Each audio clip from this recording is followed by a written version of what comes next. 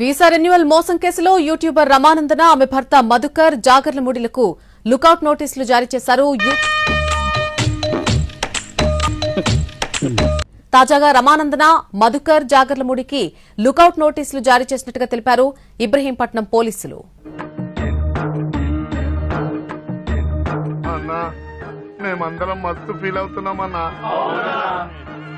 So lookout circular. So వీళ్ళు ఎప్పుడైతే ఇండియాలో కనిపిస్తారో వాళ్ళని ఇమీడియట్ గా అరెస్ట్ చేస్తారు. అదే లుకౌట్ నోటీస్ అంటే.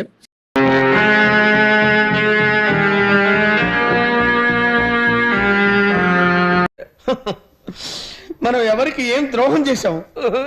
మనకి మాత్రమే ఎందుకు ఇలా జరుగుతుంది? చూడాలి, వాళ్ళు ఎప్పుడైతే ఇండియాకి వస్తారో అప్పుడు యాక్షన్ తీసుకుంటారు. లుకౌట్ నోటీస్ జారీ చేశారంటే మీరు అర్థం చేసుకోండి ఎంత సీరియస్ ఇష్యూను.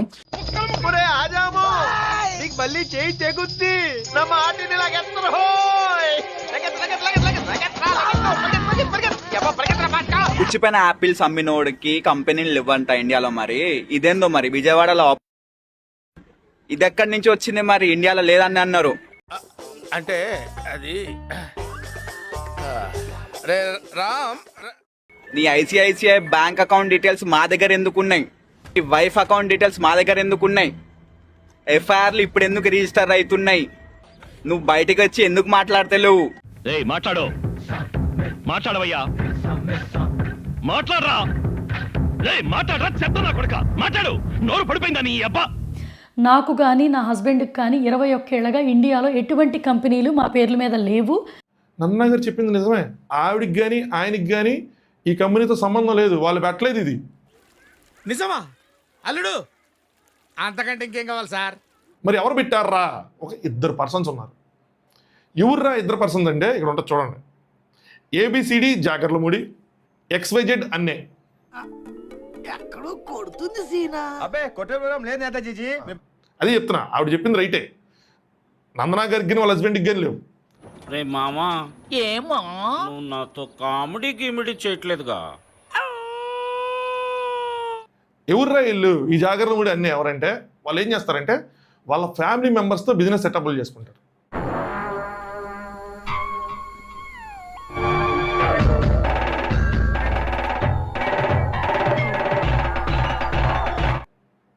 వాళ్ళ మదరు, వాళ్ళ ఫాదరు, వాళ్ళ అత్తగారు, వాళ్ళ మావయ్య గారు, వాళ్ళ బ్రదర్స్, బ్రదర్ ఇన్ లాస్, వాళ్ళతో వాళ్ళ పేరు మీద కంపెనీలు రిజిస్టర్ చేస్తారు.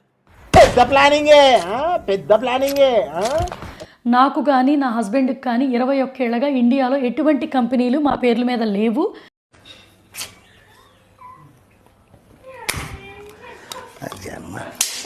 నువ్వు మనిషి పశువు. యాక్చువల్గా నేను నందు గారికి కూడా ట్రై చేస్తున్నాను. యూకే ఒకసారి ట్రై చేస్తున్నాను. మీ సైడ్ నుంచి మోసపోయామని ఒక 36 మంది లిస్టు పంపారు మనకి. సోషల్ సర్వీస్ కాదు, బిజినెస్ కదా. తీసుకొని చార్జ్ చేస్తారు. సోషల్ సర్వీస్ కాదు, బిజినెస్ కదా. ఇది వ్యాపారం.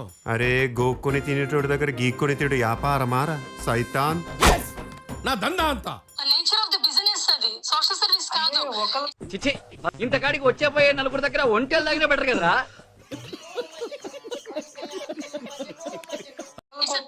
సోషల్ సర్వీస్ అంటే ఒక్కరికో 2కో జరగచ్చండి. ఇంతమంది స్టూడెంట్స్ బలైపోయారు ఎందుకని అంటున్నాను నేను. ఎస్కేప్ అవుతే రిస్కే. చెప్పు బే. సోషల్ సర్వీస్ కాదండి. సోషల్ సర్వీస్ చేయడానికి మీరు ఏమైనా సత్రం పెట్టుకున్నారా? యూకేలో మీరు బిజినెస్ చేస్తున్నారని నేను అంటున్నానండి. నేను చచ్చిపోతాను. మీరు అనుకున్నదే చేద్దాం. మీ హస్బెండ్ పంపామని వచ్చిందండి, మీకు కాదు నేను అంటుంది.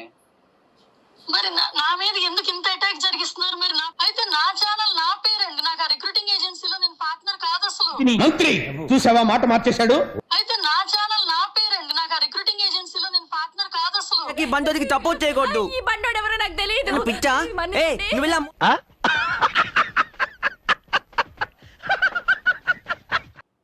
అరే ఇన్ని రకాల స్కాములు చేస్తున్నారు. స్కామ్ బయటపడిన రోజు మాత్రం నాకు సంబంధం లేదు మా ఆయనది. అందులో తప్పే ఉంది. అది ఆర్ట్. భర్త దొరికితేనేమో నాకు సంబంధం లేదు మా ఆవిడది. అక్క దొరికితేనేమో నాకు సంబంధం లేదు మా తమ్ముడిది. ఒకటి మీద ఒకటి దోచుకోవడం సరిపోయింది. దోచుకోవటం, దాచుకోవటం.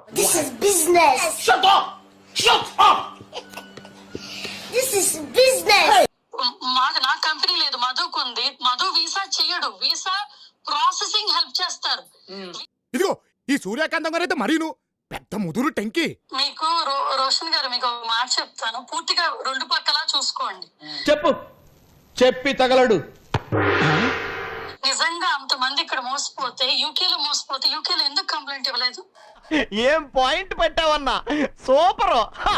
దీంతో నాకు మాట్లాంటి చుట్టుపట్టుకుని డబ్బులు తీసుకోవాలి. Let's discuss in friendly manner. కొడుతున్నావేంటి? ఎక్కువ మాట్లాడితే నిన్ను కొడతాను. ఏందో నువ్వు కొట్టేది. చెప్పండి, 350 మంది వస్తే 36 మంది మోసపోయామని చెప్పినప్పుడు డాక్యుమెంటేషన్ ఉండాలిగా. విట్నెస్ అమ్మా, తప్పదమ్మా, డబ్బులు ఎవరు పే చేశారు వీళ్ళు?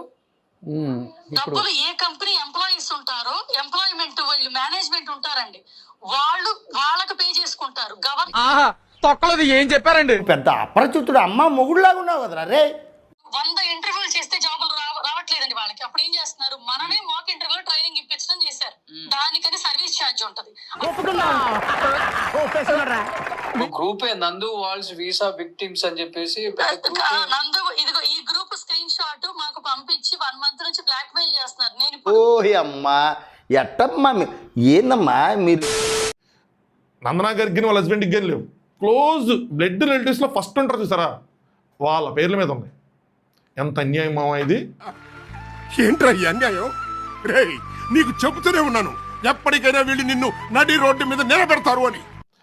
ఇక్కడ వాళ్ళు చేస్తారు, అక్కడ వాళ్ళు చేసుకుంటారు. యూఎస్లో యూకేలో వాళ్ళు చేసుకుంటారు, ఇక్కడ వీళ్ళు చేస్తారు. పుట్టోడికి మొత్తం తెలిసిపోయింది, వీడిని నొక్కేసి నోరు మూసేయాలి.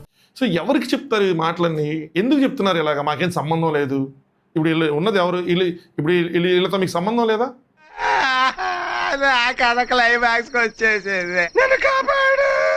సంబంధం లేకపోతే ముందు మా మీద డిఫమేషన్ కేసులు వేయటం కాదు, వీళ్ళ మీద క్రిమినల్ కేసులు వేయాలి. మీకు తెలియకుండా మరి మీ ఫ్యామిలీ మెంబర్స్ మీ పేరు మీద డబ్బులు వసూలు చేస్తున్నారంటే.